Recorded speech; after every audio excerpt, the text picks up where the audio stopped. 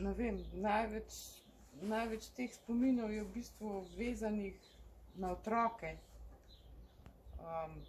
Največ, mislim, kadar pomislim na mojega spačka, se zmeri spomnim, kako smo se noter basali vsak let sprot, kako smo zminimalizirali vso prtljago, kako smo vso kamp opremo, vso kuhno, vse obleke, ki smo jih sicer bolj malo rabili, ne, na potovanjih.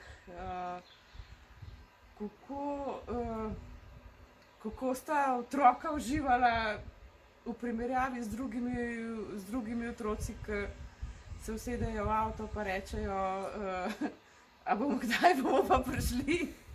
Mi smo se tle v avto usedali, eden je knjigo v roke prijel, drug je pa zaspal, pa to je bilo to.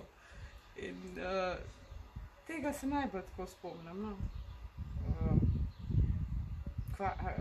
Če se nam je kdaj kaj pokvarilo,